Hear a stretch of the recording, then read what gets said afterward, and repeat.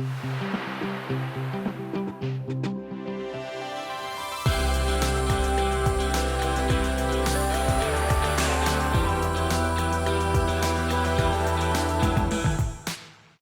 other thing is that which is what we need to ask, that if everything is right, then what is wrong? What exactly is the problem? How is it that we're still sitting where we were many years ago, in spite of all what I call the so-called noise that is being made? How is it that we're still sitting in the same place? And as part of my opening remarks, I do want to say that, it's really not about women. And that's where I think every conference has got to change its format. And the Will Has Forum, I think we've done 250 conferences by now, reached the landmark of milestone of 1,000 mentees. And my first sentence at the beginning of every conference is, this is not about women. My conferences and every conference has nothing to do with women. It's about women in leadership. How exactly are we going to use half the population of the world, or 500 million women who are Indian women, who are 8% of the world population? Indian women are 8% of the world population. The conference needs to attend to something like this. That's called a conference. It's not a mentoring session where, you want to have a mentoring session, I can have a mentoring session, where we talk about the women and what we will do to support them. Can we talk about the country and the fact that we've got this half population of 8% of the world, and how is it that they are not defining our country's leadership, including the corporate sector? So to me, that's really where this session should go. Instead of developing and supporting women, may I please request you next time to add advancing women? I say that to every corporate organization wherever I go. I said, this topic is wrong. Please add advancing. Otherwise, I can't make a presentation. One of the things that we need to remember all the time when we talk about women in leadership is that you have to also have a very good session at every single mentoring program, and it's called Let's Talk to the Men. It's called Let's Talk to the Men. And it's one of my best sessions because I'll have a KPMG CEO. I will have, somebody who was the last person I had. I think he was the CEO of Applied Materials, Satya Srinivasan. I will have Chela Pandian from Biocon. I will have 4 or 5 men, and I will be talking to them exactly like this. It's not a conversation between women. Every women's conference or so-called women's conference about advancing women must have a session on Let's Talk to the Men on these topics, not about mentoring or, mental things. So close my opening remarks by saying that advancing women has got to be a CEO agenda.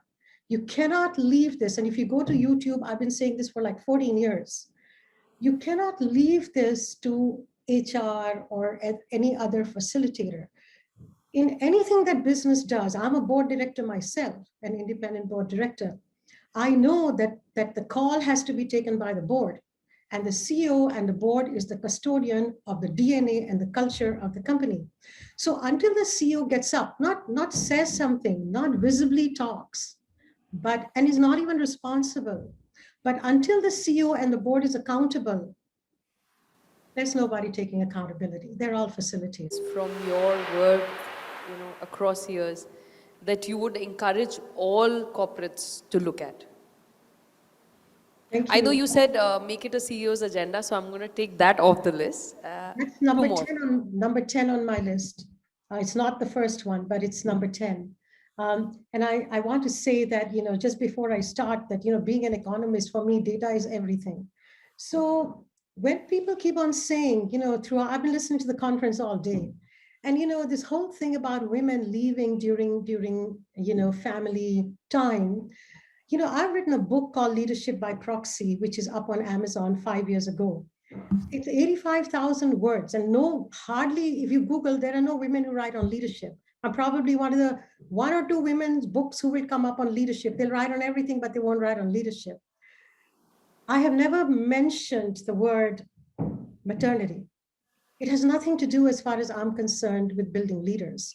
So when people throw around this whole thing in a conference almost all day about women leaving the workforce, I want to give you data which is 12 to 15 to 18% maximum.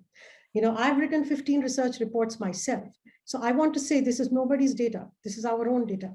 So why should we be, not why, but how is it possible to resolve this issue when we're going to talk about the 18% that leave and don't talk about the 80% who stay in the organization, especially in the energy sector? The large underbelly of the energy sector women are sitting at the mid-level. That I know. So they're all sitting there 80%, and they're all going to retire before they even get into a higher band. I think we must get hold of pragmatism and reality on the ground rather than talk about those who are below 30 or 35. And, at the entry level, there are women sitting at the mid level across the energy sector aspiring for more. Um, Now, regarding the best practices, one of the things you have to understand about best practices is that it helps you format a framework. So, and it's best because it is continuously evolving. There's no such thing as a best practice. If somebody does it better than you, then that becomes a best practice, all right? It's a constantly evolving item. Now, I find that in most conferences or whenever, I've got 14 years of experience here in companies, everybody's just, as if they were in a pool and they're just throwing around the water. Nobody actually knows how to get to the other side. In other words, nobody really has a framework to validate whether they are equal opportunity employers. This has got nothing to do with women, okay? It's got more to do with women. So what you need to do is to close the gender gap. It's very, very important, but you don't know what is the gender gap.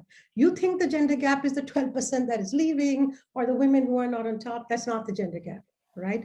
So just want to spend a little bit of time giving you some new words, which I think are very important for changing the conversation. One is that we have to use the term gender maturity curve. That's chapter 8 of my book.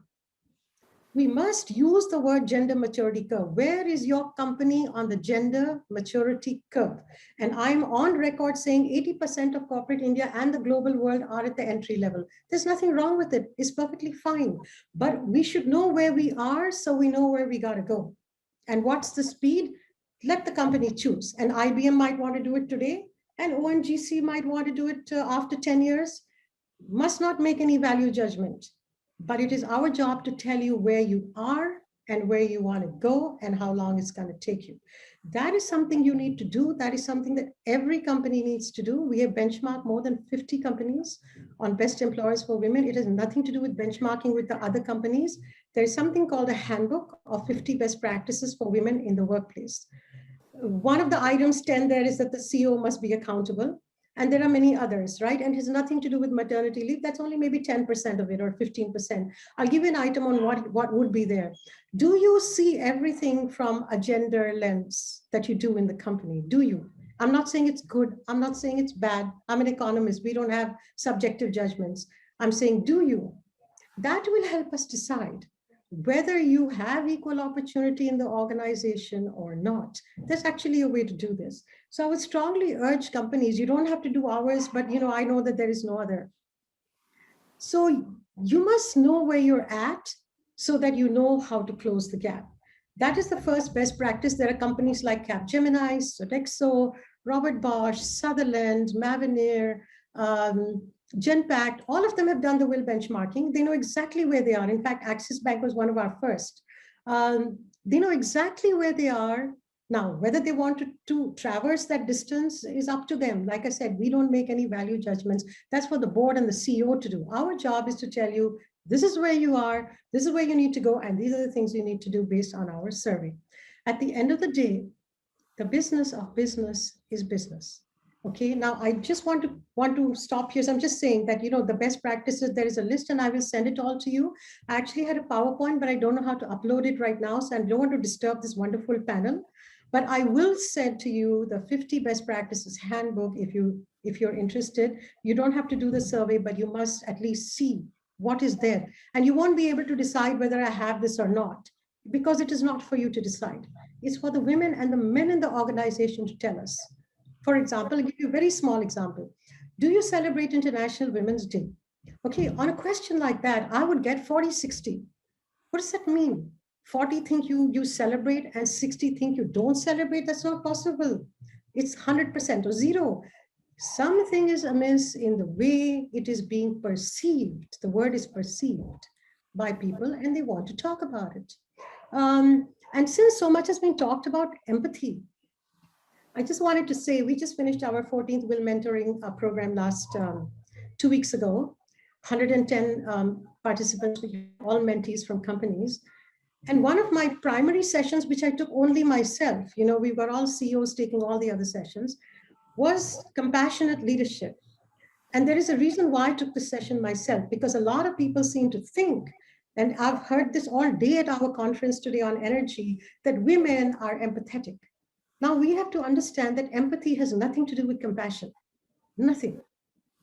Empathy is about supporting somebody. You want to support somebody, you give them empathy. Compassion is about healing somebody. You have to take the pain yourself. If you don't take the pain, then you're just doing empathy.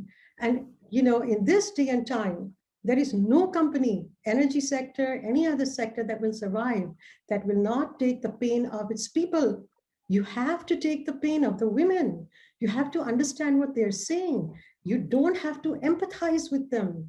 You have to be compassionate, not just to the women, to the men, to the environment, to the birds, to the species, to my Uttarakhand hills. Compassionate leadership is a very difficult thing to do.